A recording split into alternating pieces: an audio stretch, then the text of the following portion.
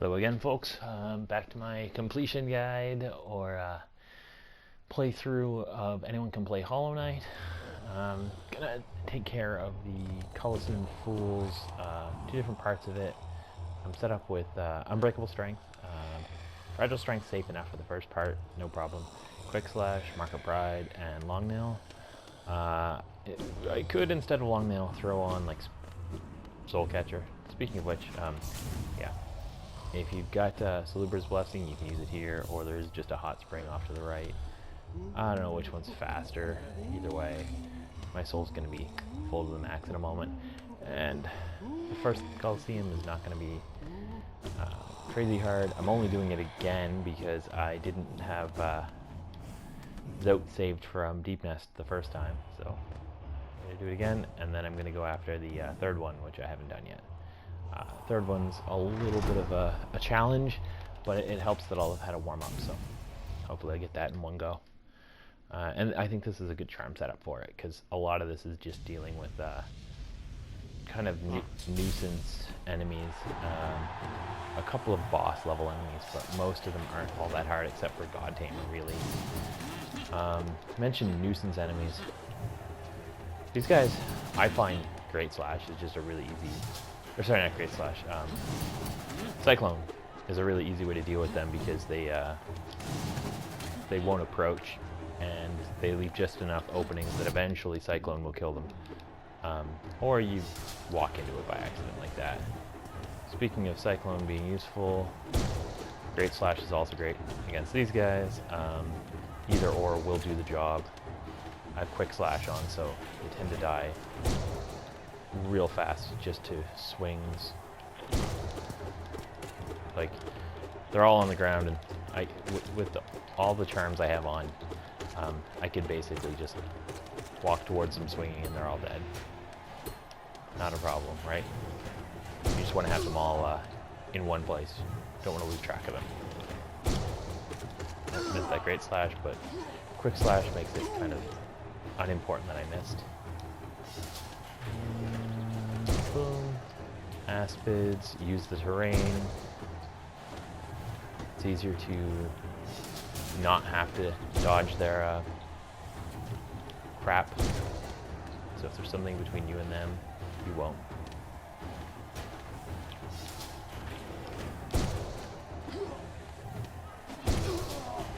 Oh, you know what? It's funny. I just remembered that I already did this earlier, and I don't have to do it again right now. So, whatever.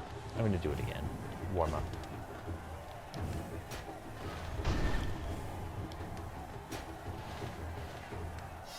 Just hit me. Whatever. Like I said, it's not a big deal. This won't take a lot of my time, and it won't be particularly hard to do.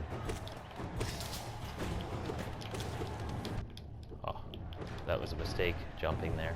Shouldn't have. Oop. Get up here. Just charging up these nail arts, is generally a safe bet when things are coming at you out of the air. They, a lot of those things will die pretty easily to a nail art, be it a Cyclone Slash for small stuff like bench flies, or a Great Slash for larger creatures like the Primal Acids. Alright, now we're just waiting for the next enemies to show up.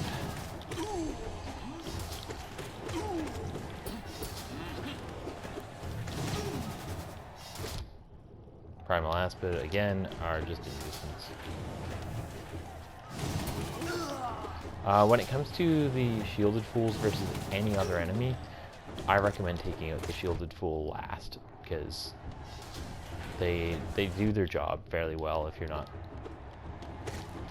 if you're focused on them and something else is around to hurt you, they tank. That's what they're there for. Even without Quick Slash, you know, Cyclone Slash is great for keeping these at bay. Rolly fellas.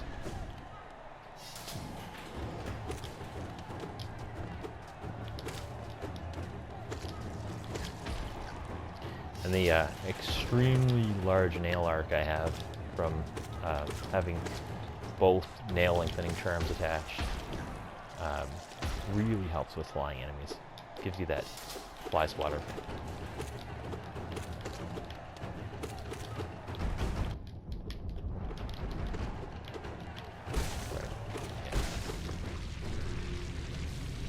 we're almost at what would be Zote, but I already saved him earlier. Oh, right, we're through. It's a warm-up round, no big deal. Not wasting a whole lot of anybody's time here. Not a lot of people watching anyway. They might change their mind. Maybe people will find my channel and find it entertaining. I also have a ton of Geo now, so I can go from here. I'll be able to get more of the Unbreakable Charms. I might go get Unbreakable Greed. I don't know. Unbreakable Heart is more valuable to me. You never really need Unbreakable Greed. It's good if you're really, you know, doing a risky business and you're farming, but I don't see a point in farming Geo. This is kind of the best way to do it, and the Greed Charms don't help you here. That said, I wouldn't necessarily recommend the final Colosseum of Fools trial for Geo farming.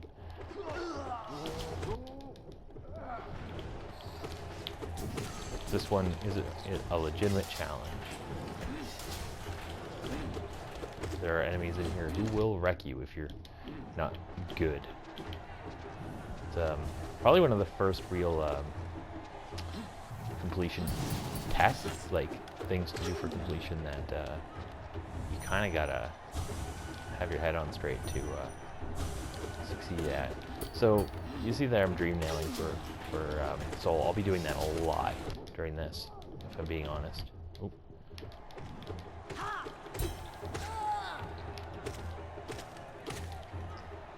I'm gonna heal up here.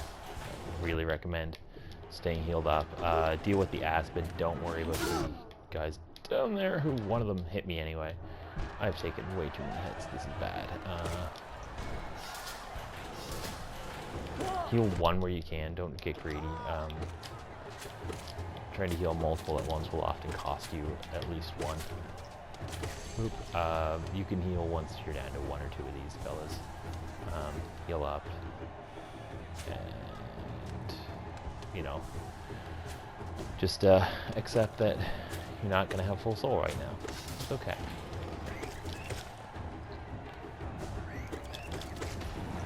Again, that crazy nail length really helps with enemies that you don't want getting anywhere near you. Some of these enemies are heavy, so they'll get near you no matter what. During this, just get up on the wall. You can usually heal as many as you need to as these things start to spawn in.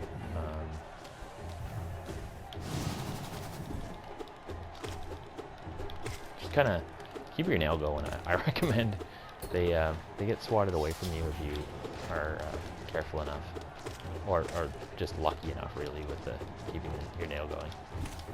You can pogo, sort of pogo, through platforms to get rid of them. It's another situation where, you know, I often recommend use the terrain to your advantage. Aside from bad luck, in the arena, there's not a lot of excuse for taking a hit from this. In the wild, out in Queen's Garden, where you encounter the more naked version of them, it's totally excusable. There's like things for them to hide behind and stuff, but in the Colosseum, they're sitting ducks basically. Ooh. Pogoing helps a lot with these platform encounters. If you're good at it, you're likely to get some easy hits. I think we've got some Garpedes now. Yeah, Garpedes. Just kind of, yeah, do that. Stay out of their way.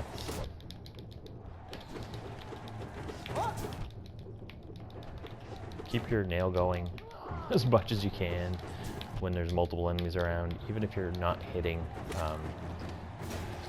you're more likely to hit something than not. Oh, come on. I'm just gonna, oh, that got kind of lucky. Again, I'm pretty much always gonna prioritize the Aspids or other flying enemies. In this case, I am gonna throw some soul at dealing with aerial enemies, especially because they're gonna eat cheap hits on you if you don't. which is going to cost you more soul in the long run. Just get them dealt with.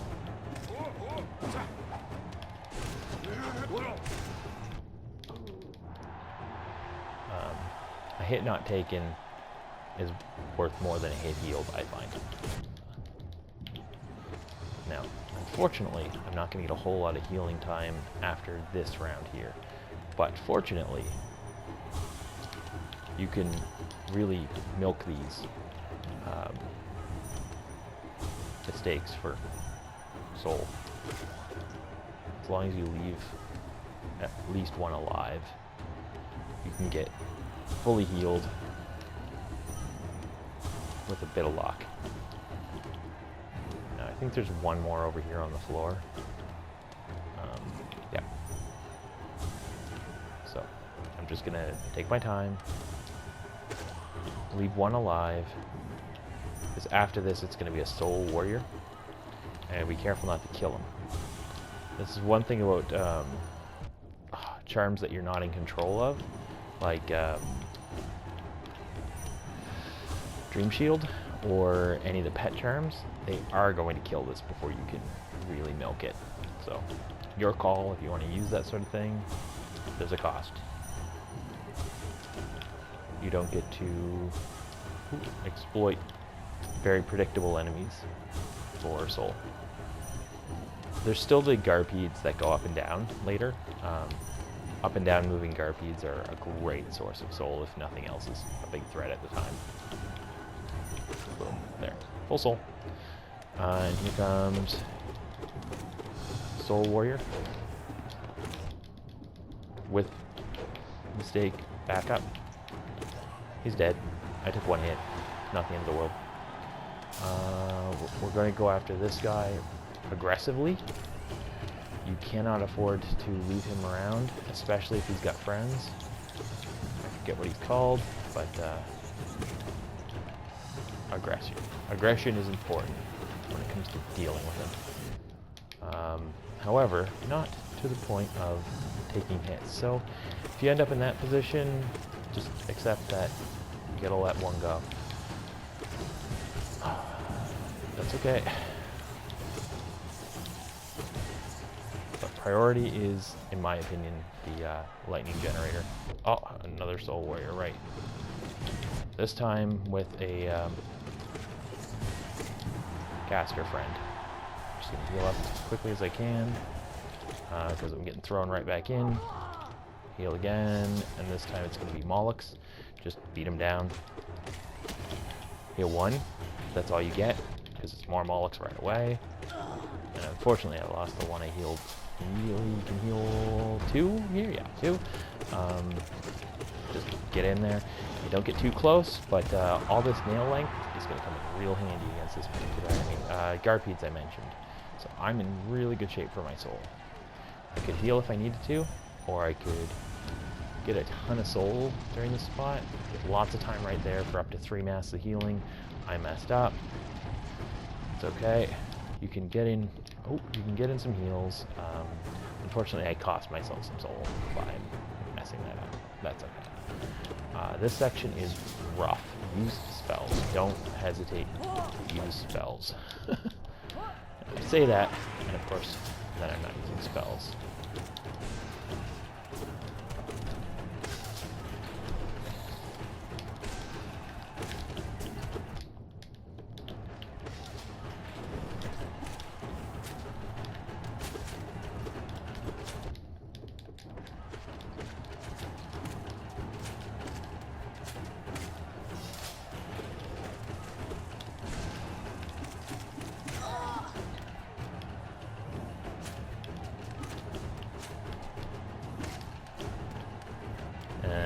Room shrinks, and definitely use spells here. Heal. Swing up. As I've mentioned, these enemies are, with any luck, not going to touch you if you just swing up. And hope to not get bumped off the platform when you do it. But quick slash and all the nail lengthening charms make that pretty simple. Ready for some more fighting, because it's happening. Those big fellas do go down pretty easily to down slashing. As I've mentioned, shielded fools last because they are slow moving, give you time to heal, even will let you leech some soul off them with dream nails. They're a little unpredictable.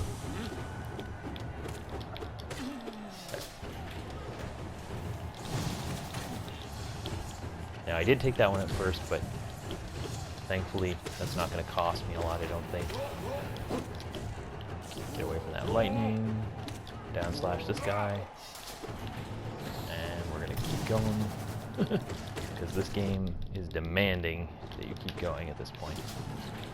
Alright, I'm down one mask, keep track of that, because I will need to heal at some point soon. Now is that time. I think I'm on to God Tamer now. Yeah, so here we go. God Tamer can be a challenge. I recommend you stay sort of far to the right and get ready to just dash left as the rider jumps off. Prioritize the beast rather than the rider. Spells are a great way to do that. Now I didn't put on any caster charms.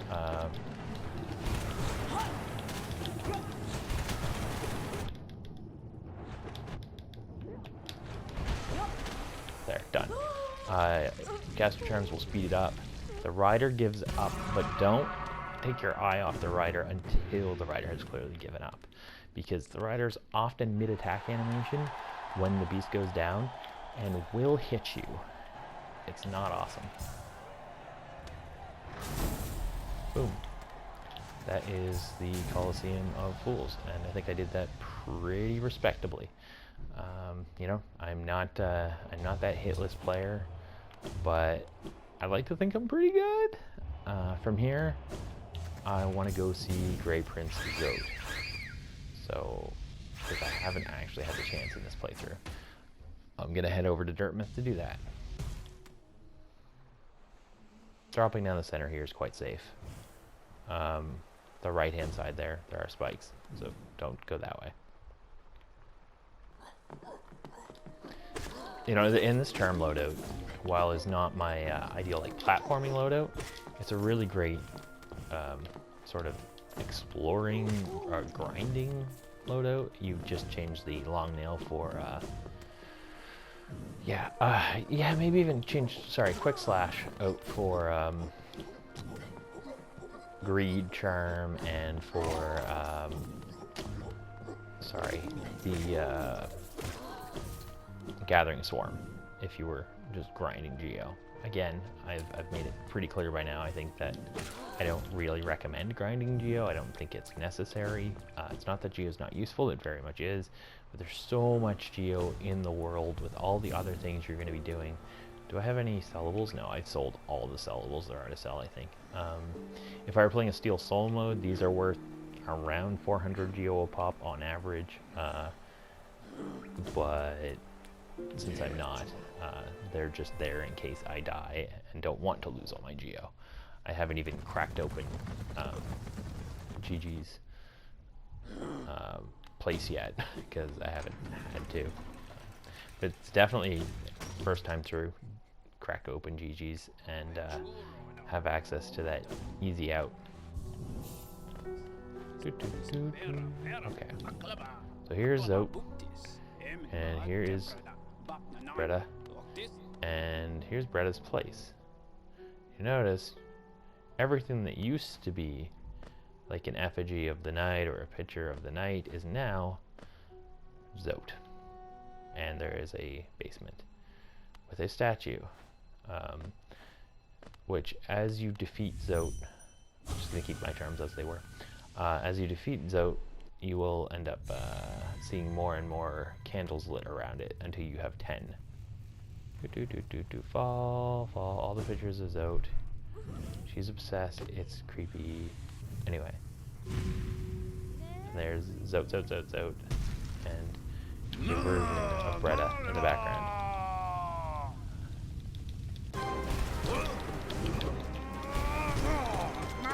You'll notice I'm using my invincibility frames here with impunity. I'm going to take advantage of the fact that Zote is down in a stagger to take out the Zotelings. Oh, I'm facing the wrong way, but that's okay.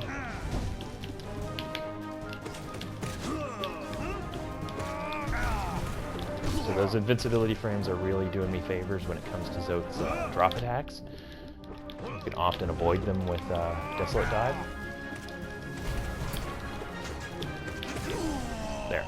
First Zote dropped pretty effortlessly, I think. He does get harder every time you face him. And you get 300 essence the first time you face Zote. Right here. Boom. So that was Grey Prince Zote, who can be rather difficult. I think I must just be really on point right now. I made that look kind of easy. Probably from fighting Radiance and Grim recently. What else to do? I think that's it for now. So I'll come back and do some more Godhome stuff later. Thanks for watching. Have a good one.